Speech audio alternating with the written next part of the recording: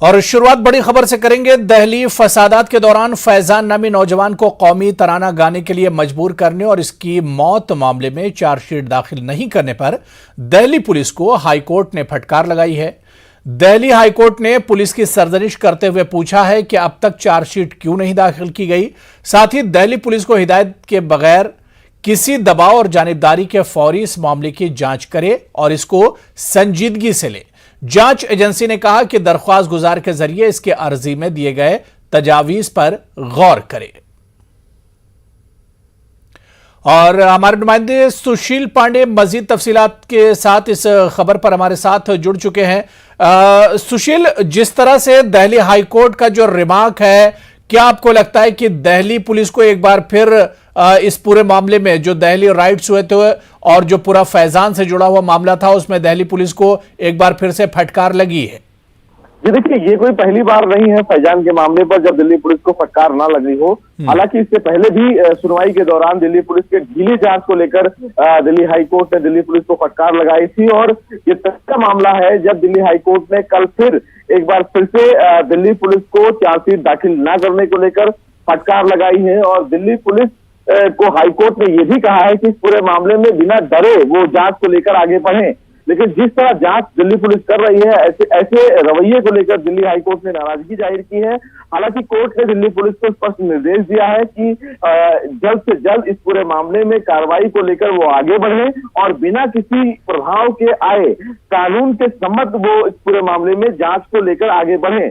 मामले की सुनवाई के दौरान ये भी कोर्ट ने कहा कि इस पूरे मामले को बहुत ही गंभीरता से और संजीदगी से कहीं ना कहीं आगे बढ़ना चाहिए। वहीं याचिकाकर्ता के द्वारा जो सुझाव दिए गए हैं उस पर भी विचार करने के लिए कहा है हाईकोर्ट ने। तो ये फिलहाल एक बड़ा कहीं ना कहीं झटका जरूर दिल्ली पुलिस की जांच को लेकर कहा जा सकता है कि जिस तरह फैजान के मामले में दिल्ली पुलिस जांच कर रही है उस पर कहीं ना कहीं नैतिकता के आधार पर एक कड़ी फटकार दिल्ली हाईकोर्ट ने जरूर लगाई। बिल्कुल सुशील, अब पुलिस ने एक बार फिर कहा है कि बगैर किसी दबाव के और बगैर किसी जानिबदारी के आप इसमें कायदे से जांच होनी चाहिए, दूध का दूध और पानी का पानी होना चाहिए, क्योंकि जो वीडियो उस वक्त वायरल हो रहा था उसमें तमाम चीजें बिल्कुल साफ तौर पर दिख रही थी। जी बिल्कुल, देखिए एकदम सही कह रहे हैं कि जिस तरह फैजान को लेकर वीडियो तमाम सोशल मीडिया पे आया भी और जिसमें साफ तौर से कहा जा रहा, दिखाया भी गया कि पुलिसकर्मियों के द्वारा पीटते हुए कहीं ना कहीं राष्ट्रगान गाने को मजबूर किया गया है, उसको लेकर कहीं ना कहीं दिल्ली पुलिस की जांच पर सवाल इसीलिए हाईकोर्ट ने उठाया है कि आखिर इस पूरे मामले में जांच निष्पक्ष तौर पर क्यों नहीं किया जा रहा है। और दूसरी वजह कि आखिर अभी तक इस पूरे मामले में चार्जशीट को लेकर दिल्ली पुलिस आगे नहीं बढ़ी है। और इसीलिए फिलहाल दिल्ली हाईकोर्ट ने दिल्ली पुलिस को कहा है कि कानून के सम्मत में रहकर यानी कि कानून के दायरे में बिना किसी प्रभाव से प्रभावित हुए आप जांच करें। और इसीलिए दिल्ली पुलिस को आड़े हाथ दिल्ली हाईकोर्ट ने लिया है। बिल्कुल सुशील, लेकिन इस पूरे मामले को अगर देखा जाए, दहली राइट्स को देखा जाए, तो एक चीज बहुत दिलचस्प यह है कि बार बार हाईकोर्ट के सामने जब मामला जाता है तो हाईकोर्ट दिल्ली पुलिस को और एडमिनिस्ट्रेशन को फटकार लगाती है, लेकिन दोबारा जब इस पर फिर सुनवाई होती है तो मामले में आगे कोई कार्रवाई नहीं होती है, जूं का तू मामला रहता है। देखिए, सबसे महत्वपूर्ण बात है कि दिल्ली राइट्स को लेकर अगर निचली अदालतों की बात करें या हाईकोर्ट से संबंधित कई जो मामले हैं जिसको लेकर हाईकोर्ट मामले की सुनवाई कर रहा है, उसमें कई ऐसे मामले हैं जब दिल्ली पुलिस की जांच के अधिकारी पर या संबंधित डीसीपी को निश्चित रूप से फटकार लगाई गई है। और ये हर बार कोर्ट के द्वारा सचेत करवाया गया है कि इस पूरे मामले में जांच को लेकर आगे बढ़े। और कई ऐसे मामले हैं जब कोर्ट ने दिल्ली पुलिस की जांच की तारीफ भी की है, लेकिन अधिकतर मामले ऐसे देखने को मिले हैं कहीं ना कहीं दिल्ली राइट्स के मामले में जब कोर्ट के द्वारा दिल्ली पुलिस को फटकार भी लगाई गई है और ये भी कहा है कि जरूरत पड़ेगी तो दिल्ली पुलिस कमिश्नर को भी तलब किया जा सकता है। सवाल यही है कि दिल्ली राइट्स के मामले में जांच के दायरे में निष्पक्षता कोर्ट चाहता है और जब निष्पक्षता की ओर जांच एजेंसी या फिर याचिकाकर्ता नहीं बढ़ते हैं तो नाराजगी लाजमी है। और यही वजह दिल्ली पुलिस की इस केस में भी देखने को मिल रही है। बिल्कुल, बहुत बहुत शुक्रिया सुशील हमारे साथ जुड़ने के लिए और इस खबर पर अपडेट देने के लिए। तो दिल्ली हाईकोर्ट ने एक बार फिर से दिल्ली फसादात को लेकर दिल्ली पुलिस की फटकार लगाई है और दिल्ली फसादात में फैजान नामी नौजवान की मौत से पूरा मामला जुड़ा हुआ है, जिस पर दिल्ली पुलिस ने दिल्ली हाईकोर्ट ने दिल्ली पुलिस की एक बार फिर से सरजनिश की और कहा है कि गैर जानिबदाराना और बगैर किसी दबाव की इस पूरे मामले में जांच होनी चाहिए। चलिए आगे बढ़ेंगे। सोनिया गांधी ने इंतखाबी सियासत में सोशल मीडिया प्लेटफॉर्म फेसबुक और दीगर ग्रुप के असर रसूख और मुदाखलत पर नुक्ताचीनी की है। उन्होंने हुकूमत से इंतखाबी सियासत में सोशल मीडिया की मुदाखलत को खत्म करने की गुजारिश की। सोनिया गांधी ने लोकसभा में कहा कि सोशल मीडिया कंपनियां तमाम पार्टियों को जगह नहीं दे रही हैं, हुक्मरान तबके की हिमायत में राह हमवार की जा रही है। सियासी बयानियां तरतीब देने के लिए ट्विटर और फेसबुक का इस्तेमाल हो रहा है, जो जमहूरियत के लिए खतरनाक है। Rising danger of social media being abused to hack our democracy. Global companies like Facebook and Twitter are used increasingly to shape political narratives by leaders, political parties, and their proxies. It has repeatedly come to public notice that global social media companies are not providing a level playing field to all political parties. Last year, for instance, how Facebook's own hate speech rules are being bent to favor politicians of the ruling party. 5 रियासतों में हुए assembly इंतखाबात में शिकस्त के बाद कांग्रेस की अंदरूनी लड़ाई भी खुलकर सामने आ गई है। कांग्रेस के सीनियर लीडर कपिल सिब्बल ने कहा कि गांधी खानदान को क़यादत छोड़कर किसी और लीडर को मौका दिया जाना चाहिए। सिब्बल के इस रिमार्क के बाद गांधी खानदान की क़यादत में यकीन रखने वाले लीडरों ने इन पर सख्त हमला किया है। कहाँ के नेता है मुझे पता नहीं। कांग्रेस पार्टी की बदौलत उन्हें बहुत सारे तरक्की हुई है जिंदगी में, ये हम सबको जानकारी है। जब यूपीए सरकार में वो मंत्री पद में अपना गरिमा जताते थे तो यूपीए सरकार बड़े अच्छे लग रहे थे उन्हें, और जब यूपीए सरकार सत्ता पे नहीं है तो बुरा लगना शुरू हो गया है। मतलब ये लोग सत्ता की बाहर रहने की आदत नहीं है, और इसलिए अभी तरह तरह की कहीं कुछ आलोचना करते हुए अपने को बचा के रखने का प्रयास कर रहे हैं। और ये इनके अपना जनाधार क्या है मुझे पता नहीं। ये खुद लड़के तो दिखाए कि हाँ इनकी आइडिया पे, इनकी भीषण पे कुछ काम हो सकता, इसको तो नज़ीर पेश करना चाहिए।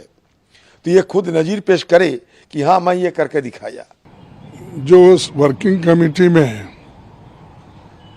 डिसीजन हुआ था कि पार्टी को मजबूत बनाने के लिए कांग्रेस अध्यक्षा कोई भी एक्शन ले सकती है, और वो पार्टी में जो कमजोरियां हैं उसको निकालने के लिए वो एक्शन लिए हैं। इसीलिए वो सभी 5 जो अध्यक्ष थे उनको हटाया गया है। ये अच्छी बात है, आई वेलकम दिस। और कोई दूसरे राज्य में भी जो काम नहीं कर रहे, सिर्फ पार्टी के नाम से वहाँ पर बैठे हैं, तो उनके ऊपर भी ऐसा ही एक्शन लेंगे। सुप्रीम कोर्ट ने मरकज की 1 रैंक 1 पेंशन पॉलिसी को बरकरार रखा है। अदालत ने मौजूदा पॉलिसी को चैलेंज करने वाली अर्जी पर समाअत करते हुए कहा कि 7 नवंबर 2015 के हुकूमत के नोटिफिकेशन में कोई नुक्स नजर नहीं आता। जस्टिस DY चंद्रचूड़ की क़यादत वाली बेंच ने इस मामले पर समाअत करते हुए 23 फरवरी को अपना फैसला महफूज रखा था।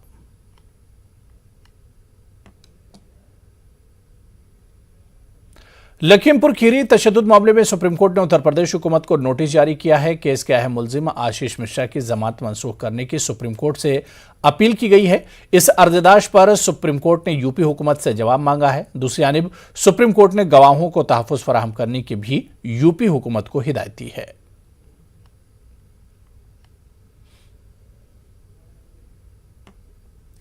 हिजाब पर कर्नाटक हाईकोर्ट के फैसले पर मिले जुले रद्द अमल सामने आ रहे हैं। अर्जी गुजार फैसले को सुप्रीम कोर्ट में चैलेंज करने सुप्रीम कोर्ट पहुंच गए हैं, लेकिन सुप्रीम कोर्ट ने अर्जी पर फौरी समाअत से इनकार कर दिया। सीजेआई ने फौरी समाअत की अपील को मुस्तरद करते हुए छुट्टियों के बाद समाअत का इशारा दिया है।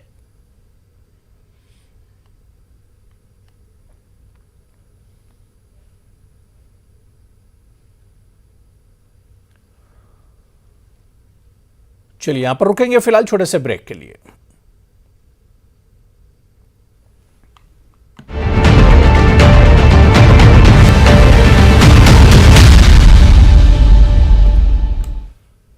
पंजाब को नया वजीर आला मिल गया है। आम आदमी पार्टी के भगवंत मान ने पंजाब के वजीर आला के तौर पर आज हलफ लिया। हलफ बर्दारी की तकरीब के लिए वसी तर इंतजाम किए गए थे।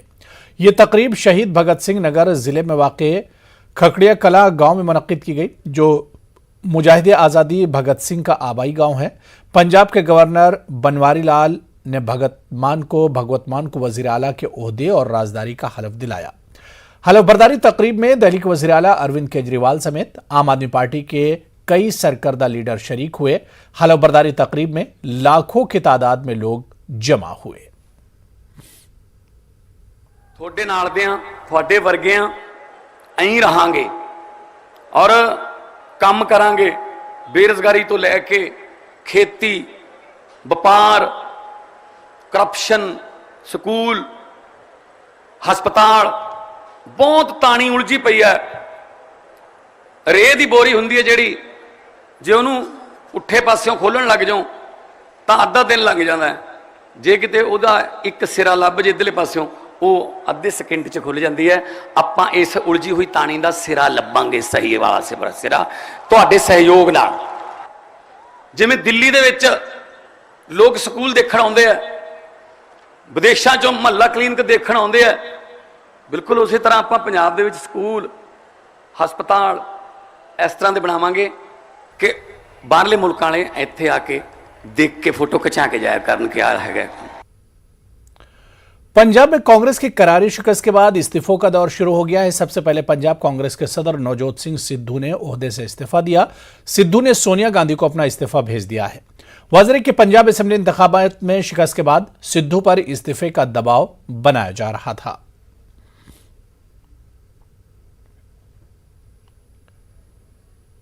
तो उधर सिद्धू के इस्तीफे पर मरकजी वजीर बराए अक़लियती उमूर मुख्तार अब्बास नकवी ने कांग्रेस की चुटकी ली है। देखो, ये मैसेज को ठीक करने के बजाय मैसेंजर को ठोक रहे हैं। अब जब आप मैसेज को ठीक करने के बजाय मैसेंजर को ठोकेंगे तो इसी को कहते हैं परिवार की पार्टी का प्रोटोकॉल। आपका जो निगेटिव मैसेज है, नकारात्मकता से भरपूर मैसेज है, उसको ठीक करने के बजाय आप मैसेंजर को ठोकेंगे तो कुछ फायदा नहीं होगा। जी आज से 12 से 14 साल के बच्चों की वैक्सीनेशन का अमल शुरू हो गया। वैक्सीनेशन सेंटर्स में सरपरस्तों के साथ बच्चे पहुंच रहे हैं। मुल्क के मुख्तलिफ शहरों में वैक्सीनेशन सेंटर्स पर बच्चों की लंबी लंबी कतारें देखी जा रही हैं। वैक्सीन लगवाने के बाद बच्चों में खुशी देखी जा रही है।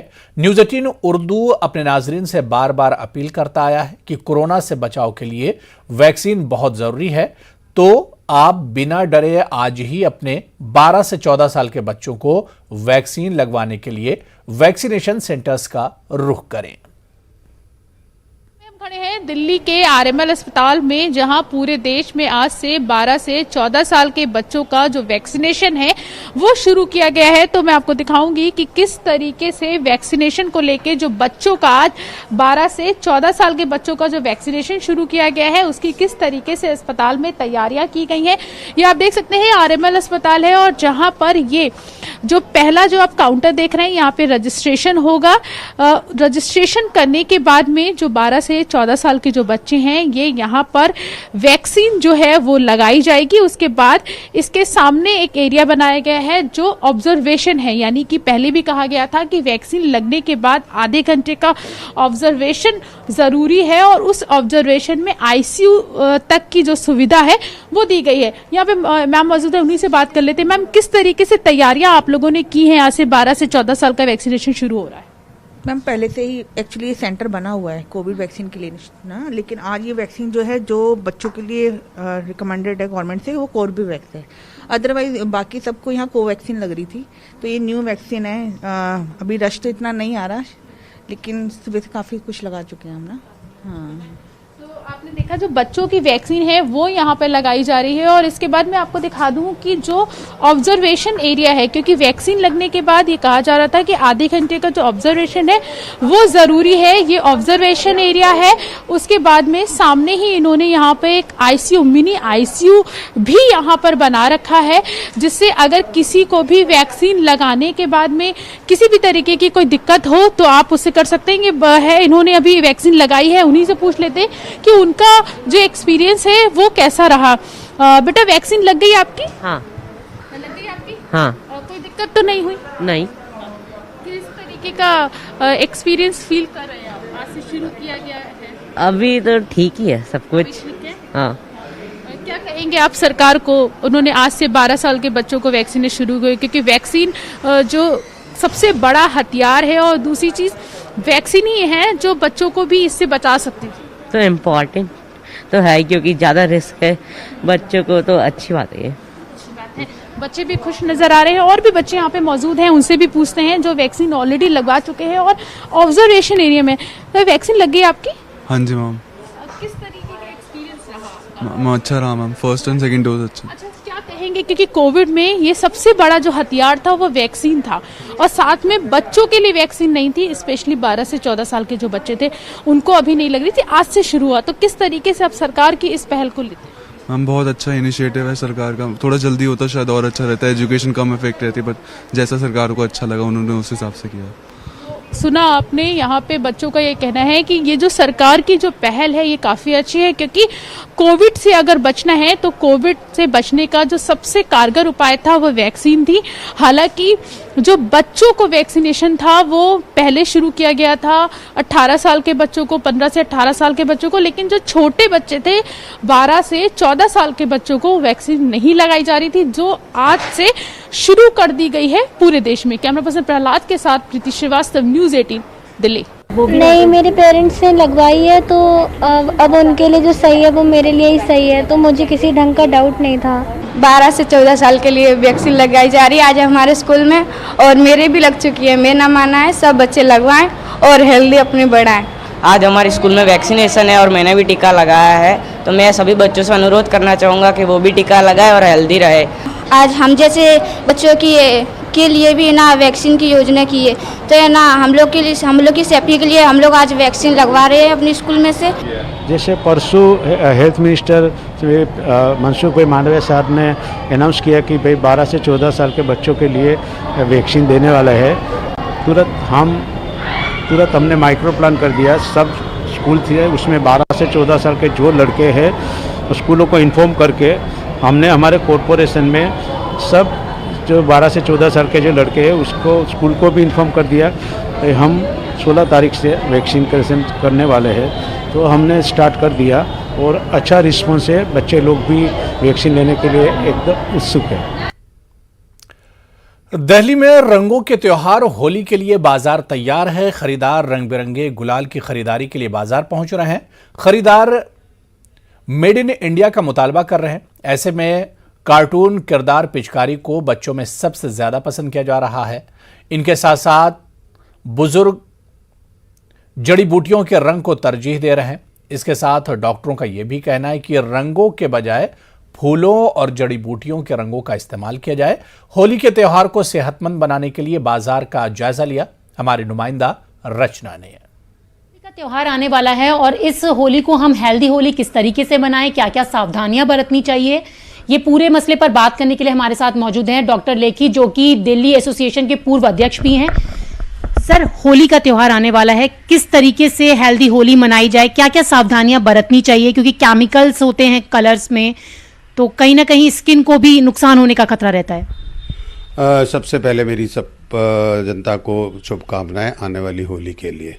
हाँ, आपने बिल्कुल ठीक कहा कि हमें होली को बहुत संभल के मनाना चाहिए और बच्चों को ख़ास तौर पे अपनी आँखों का ध्यान रखना चाहिए, क्योंकि इसमें कभी कभी कुछ लोग केमिकल का इस्तेमाल कर देते हैं, जैसे कि पेंट का, और जो हल्के गुलाल होते हैं, या कभी कभी शरारत के रूप में कोई भी व्यक्ति जो रंगने वाला रंग होता है उसको गुलाल में डाल देते हैं, जो कि एक अपनी आँखों के लिए बहुत हार्मफुल है और गलत जो रंग आज की तारीख में मार्केट में सस्ते और गलत रंग मिल रहे हैं वो हमारी त्वचा के लिए भी बहुत हार्मफुल होते हैं। देखा जाता है कि पीछे भी हर समय होली के बाद हमारे को स्किन रैशेस मिली, आई के अंदर कंजंक्टिवाइटिस मिली, केमिकल कंजंक्टिवाइटिस बहुत मिलती है और कभी कभी फॉरेन बॉडीज़ भी मिलती है। तो सर रंग गुलाल किस तरीके से खेलना चाहिए अपनी स्किन को बचाने के लिए, आंखों को बचाने के लिए, क्या कुछ करना चाहिए हमें? मैं तो ये कहूँगा कि जैसे पुराने ज़माने में खेली जाती थी होली के हर्बल कलर्स होते हैं जो कि वेजिटेरियन कलर्स होते हैं, उनका इस्तेमाल करना चाहिए, चंदन के टीके का इस्तेमाल करना चाहिए, फ्लावर पेटल्स का इस्तेमाल करना चाहिए, जिससे कि हम इन केमिकल से अपनी त्वचा को बचा सकें। और जिस सामने वाले व्यक्ति को, जिसको कि हम रंग लगा रहे हैं या जिससे हम खुशी का एक त्यौहार मनाना चाहते हैं, उसको हमें दुख में और गम में नहीं बदलना चाहिए किसी के लिए भी। सर कभी कभी हमने देखा है कि लोग पक्के रंग के चक्कर में ऐसे कलर्स का इस्तेमाल करते हैं जिसमें केमिकल ज्यादा होता है, तो केमिकल कलर का इस्तेमाल करने से स्किन के अलावा और क्या क्या नुकसान हो सकता है?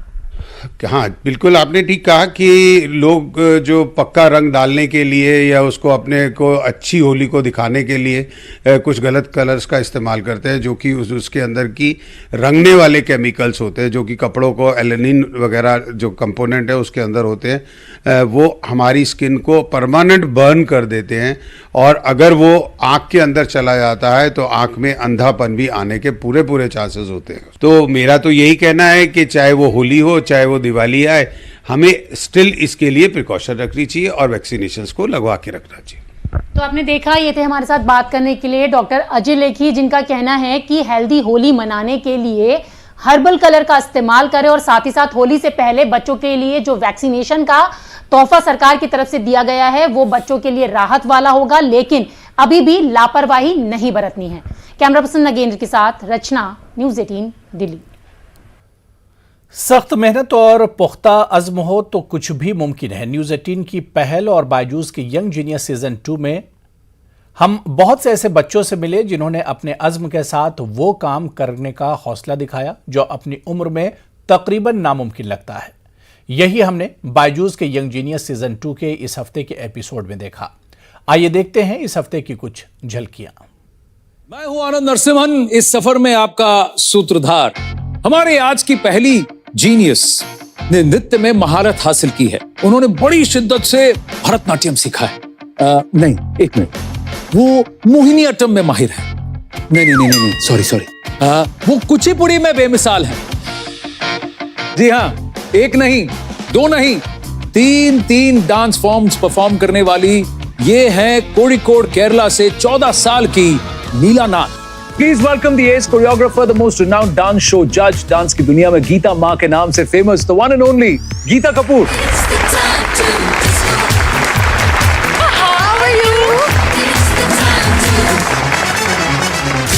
देखिए, ये बहुत ज्यादा एक्साइटेड है। I am more excited. I am more excited because it's very rare that you see young children who are so accomplished, who are taking interest in dance.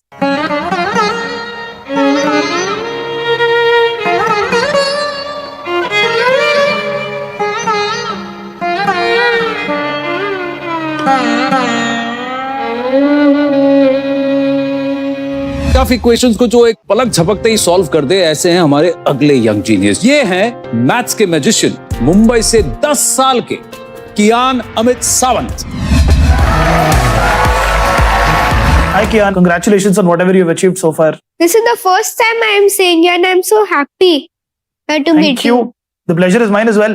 Kian, the first question is what is 23 plus 46 plus 69 plus 92 plus 115 and so on in that pattern till 943? Is the answer 19803? Absolutely correct. 19803. 19,803 is the right answer, Kian. Well done.